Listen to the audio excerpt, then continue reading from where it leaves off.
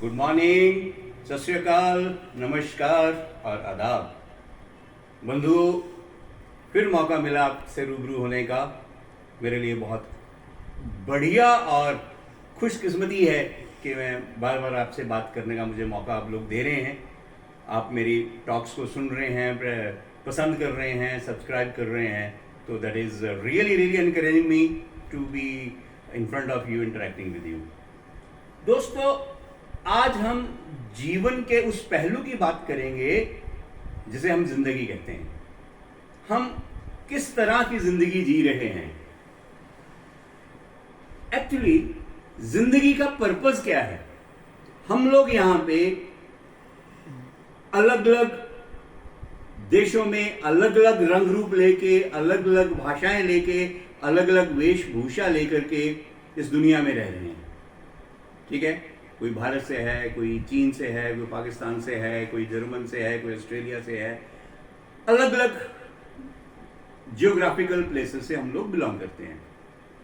लेकिन क्या ये हमें इस चीज की वारंटी देता है कि हम आपस में लड़े या भिड़े या कोई डिफरेंसेस लेकर के चले? को existence is the rule of life, rule of nature. कुदरत ने हमें मानव बना के भेजा है, हमें ये काबिलियत दे के भेजा है कि इस प्लेनेट की देख रेख हम कर सकें, इस प्लेनेट को और प्रॉस्पेरस और बढ़िया बना सकें। इस प्लेनेट के ऊपर प्रेजेंट जो भी जीव हैं, वो चाहे पौधे हैं चाहे जानवर हैं, उनका ख्याल कर सकें और आपस में भी प्यार से रह सकें। को एग्जिस्टेंस जिसको बोलते हैं कि बिना किसी को नुकसान पहुंचाए हुए एक दूसरे को सपोर्ट करते हुए हम आगे बढ़ सकें। लेकिन मानव की आदत ऐसी है कि जब हमें डिफरेंस ऑफ ओपिनियन होता है, हम उसको झगड़े में बदल लेते हैं, उसको लड़ाई में बदल लेते हैं, उसको ना जाने किस किस तरह के संहार में बदल लेते हैं, which is not advisable at all. एक अच्छी जिंदगी जीने के लिए मैंने शायद पहले भी आपसे जिक्र किया कि कभी आपने स्वर्ग की कल्पना की है? जो जो हमें स्वर्ग में हम कल्पना करते हैं जिस जिस चीज की, वो हर चीज तो इस धरा के ऊपर, इस प्लैनेट के ऊपर ईश्वर ने पहले ही बना के दी है हमें। वो खूबसूरत जगह, वो ब्यूटीफुल एम्बियंसेस, वो अच्छे अच्छे लोग, मतलब वो हर चीज, खाने की, पीने की, जो जो सुख सुविधा हम जन्नत की कल्पना में करते हैं, वो सब कुछ तो यहाँ पे अवेलेबल है। अगर है तो इस दी हुई जन्नत को और अच्छे ढंग से कैसे बना के हम लोग चल सकते हैं, ये हमारा एक ध्येय होना चाहिए, जिंदगी का ऑब्जेक्टिव होना चाहिए। कि इंस्टेड कि हम किसी के लिए बुरा सोचें, किसी के लिए बुरी दुआ मांगे, किसी के लिए कुछ बुरा चाहें, उससे अच्छा है कि हम ना चाहें, या अगर चाहें तो अच्छा ही चाहें। एक छोटी सी दास्तान याद आ रही है मुझे। एक बार दो बहुत गरीब बच्चे कह लो, लड़के कह लो, उनके पास कुछ करने को था नहीं, कोई स्किल नहीं थी उनके पास, तो ले दे के मांगना ही उनकी जीविका थी। भिखारी थे, मांग के अपना पेट भरते थे। उनमें से एक अंधा था और एक लंगड़ा था। दोनों की दोस्ती हो गई और दोनों ने मिल करके मांगने का काम शुरू कर लिया। अब जो अंधा था वो लंगड़े दोस्त को अपने कंधों पे बिठा लेता था, और लंगड़ा जिसके पास आंखें थी उसको रास्ता दिखाता था, और वो मांगते हुए अपना जीविका कमा रहे थे। शायद एक मूवी भी आई थी दोस्ती, उसकी कहानी भी कुछ इसी तरह की थी। जिंदगी बढ़िया चल रही थी। अब जब दोनों ने मिलकर के मेहनत की तो उनकी कमाई भी बढ़ गई, क्योंकि अब वो चल सकते थे। अब वो चल के वहां जा सकते थे जहां से ज्यादा उनको कुछ मिल सकता था, ज्यादा भीख मिल सकती थी। तो जैसे जैसे पैसा ज्यादा होने लगा, वैसे वैसे उनके मन में, खास करके उस व्यक्ति के मन में जो देख सकता था कुछ इंडिफरेंसेस आने शुरू हो गए, कुछ क्योंकि लालच, काम, क्रोध, लोभ, मोह, अहंकार का जो एक पाश है, जो कुदरत ने, जो ईश्वर ने, जो भगवान ने, अल्लाह ने हमारे चारों तरफ बना के भेजा है, जिसमें हम सभी जीव बुरी तरह से जकड़े हुए हैं, उसने तो अपना असर दिखाना ही है। तो जैसे पैसा आता है तो ये बुराइयां भी आती हैं। तो जो लंगड़ा था उसके मन में लोभ आना शुरू हो गया, क्योंकि वो देख सकता था, दूसरा साथी तो देख नहीं सकता था। तो उसने झूठ बोलना शुरू कर दिया कि आज इतनी कमाई हुई है, मैंने इतने पैसे बचाए हैं, इतने ही मिले हैं, इसको आधा आधा कर लेते हैं। तो लेकिन वो उसमें से कुछ बेईमानी करने लग गया। अब जो अंधा था, सेंसस तो उसकी भी है। जब भगवान कुदरत कोई चीज लेती है तो उसको सेंसिटिविटी या सेंसस को और स्ट्रांग कर देती है। उसको एहसास हो गया कि मेरा ये दोस्त जो है ये कोई हेराफेरी कर रहा है। हुआ क्या, दोनों की डिफरेंसेस ऑफ ओपिनियन हो गई, फिर वो हॉट वर्ड्स में बदल गई, फिर वो झगड़े में बदल गई, फिर वो अलग अलग हो गए। अब अलग अलग हो गए, फिर से अलग अलग मांगने लग गए। तो दुखी तो थे, इसलिए भी दुखी थे कि एक जो दोस्त मिला था, जो दोस्ती मिली थी, वो थ्रेटन्ड हो गई, वो टूट गई। और फिर पहले जैसी जिंदगी जी रहे थे और दिक्कतें भी आ रही थी। लंगड़ा चल नहीं सकता था, अंधा देख नहीं सकता था, फिर उनकी कमाइयां कम होनी शुरू हो गई और वो धीरे धीरे धीरे धीरे उनका मांगने से भी मन भरना शुरू हो गया और उनकी हालत जो थी बहुत माइजरेबल हो गई। तो कहते हैं ईश्वर को उन पे तरस आ गया। तो ईश्वर ने सोचा चलो अब इन्होंने बहुत कष्ट सह लिए हैं, इनका कुछ भला करते हैं। तो ईश्वर जी जो थे वो प्रकट हुए और उन्होंने अंधे से पूछा कि बच्चे मांग क्या मांगता है, मैं तेरे से बहुत खुश हूं, तूने बड़ी ईमानदारी से काम किया है। क्योंकि तो अंधा था, उसने कोई बेईमानी नहीं की थी। तो उसने पता है दोस्तों क्या बोला, उसने कहा कि जो उनका साथी लंगड़ा है उसको भी अंधा कर दो। समझ आया? मतलब इंसानी फितरत, उस समय वो ईश्वर से कुछ भी मांग सकता था, अपने लिए आंखें मांग सकता था। जब ईश्वर ने आके कह ही दिया कि मांगो तुम्हें क्या चाहिए मैं वरदान देता हूं, तो बजाय इसके कि अपने लिए कुछ मांगे, उसने उस दोस्त के लिए और बुरा चाहा, बोला इसको भी अंधा कर दो। ईश्वर ने कहा चलो ठीक है भाई, तुम्हारी इच्छा है तो पूरी करते हैं। फिर वो लंगड़े के पास गए और उनसे पूछा कि भाई बताओ तुम्हारी क्या इच्छा है। उसने कहा जी उसको लंगड़ा कर दो। ये जीवन है जो हम जी रहे हैं। कहानी का सार यही निकलता है कि हम एक दूसरे का बुरा करने में बहुत सुकून प्राप्त करते हैं। दोस्तों ये मानव जीवन बार बार नहीं मिलने वाला, एक बार मिला है, दोबारा हम क्या बन के आएंगे या नहीं आएंगे, कोई भी मजहब, कोई भी किताब इसके ऊपर आपको गारंटी नहीं देती, कोई भी धार्मिक ग्रंथ इसके ऊपर आपको गारंटी नहीं देता कि आप दोबारा मानव रूप में ही आएंगे। यह चीज का कोई भी प्रूफ नहीं है कि हर बार हम मानव स्वरूप लेके ही आएंगे। यह बड़ी मुश्किल से प्राप्त हुआ एक तोहफा है हमें जो मानव जीवन है।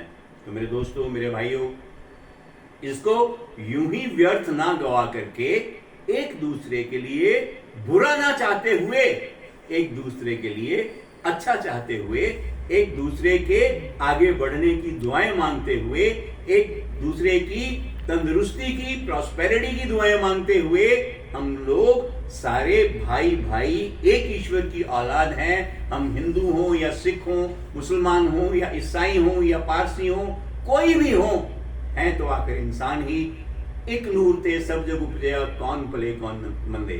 कोई भी बुरा नहीं है, कोई मंदा नहीं है, सब एक ही जोत से, एक ही नूर से पैदा हुए हैं और एक ही तरह पैदा हुए हैं। सब एक ही तरह की श्वास लेते हैं, सबका खून एक ही तरह का है, लाल रंग का है, सबका जीवन एक ही तरह का है, सब एक ही तरह जन्म लेते हैं और एक ही तरह मृत्यु को प्राप्त होते हैं। तो फिर क्यों जेलसी, क्यों द्वेष, क्यों वैर, क्यों? एक्चुअली जब हम पैदा होते हैं तो हमारे ऊपर धर्म का ठप्पा लगा दिया जाता है कि भाई साहब आप हिंदू हो, आप राम भक्त हो, आप मुसलमान हो, बाकी सब काफिर हैं, आप ही अल्लाह को मानने वाले हो, आप ईसाई हो, आप क्रिश्चियन हो, आप ब्ला ब्ला ब्ला ब्ला ब्ला। क्यों?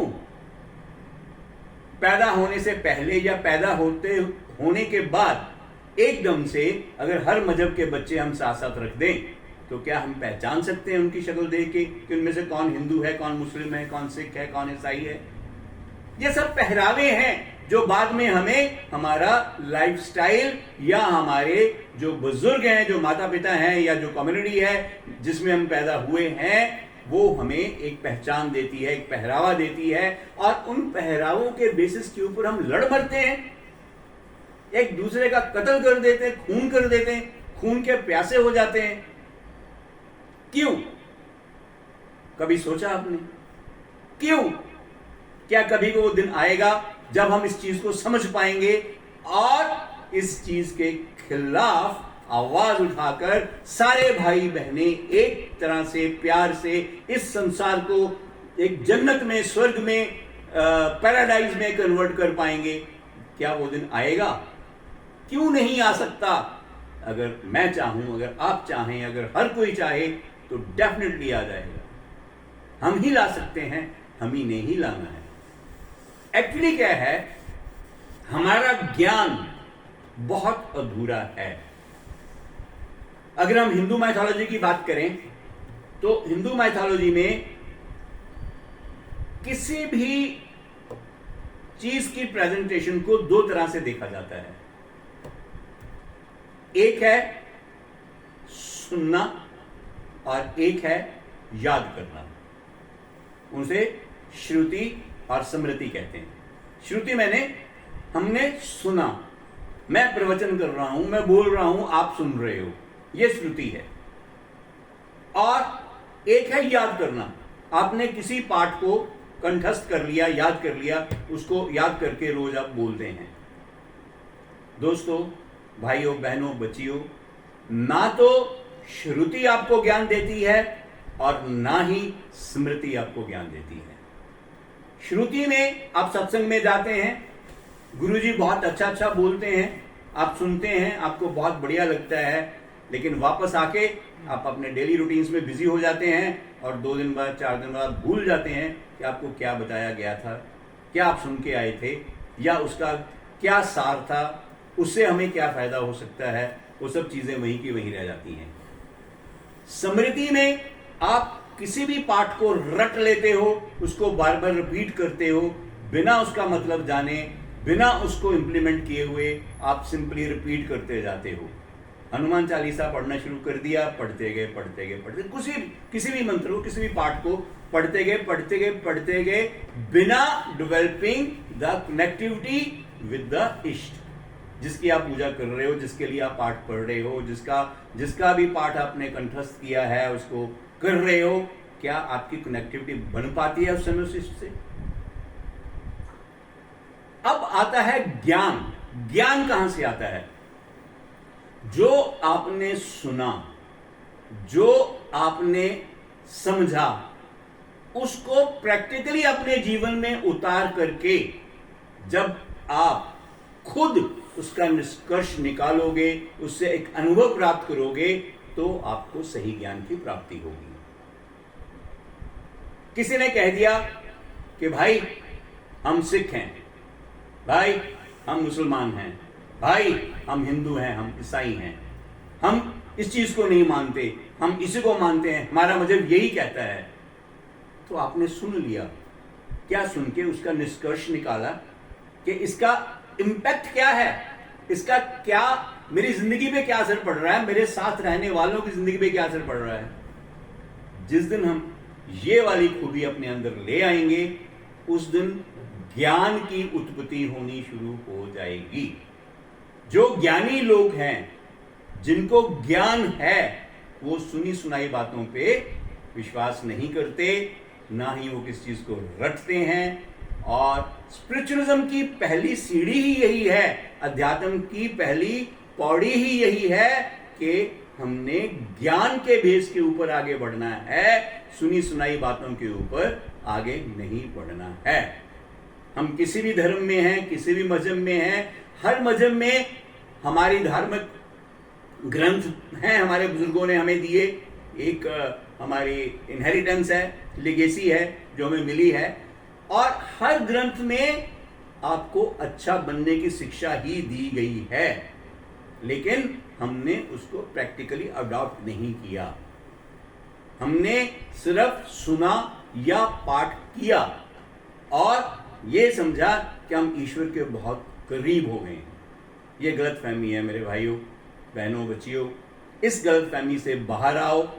जो भी हमें सिखाया जाता है उसको अच्छी तरह से एनालाइज करके, समझ के, उससे जो अनुभव की प्राप्ति होगी उसी से आपको ज्ञान मिलेगा।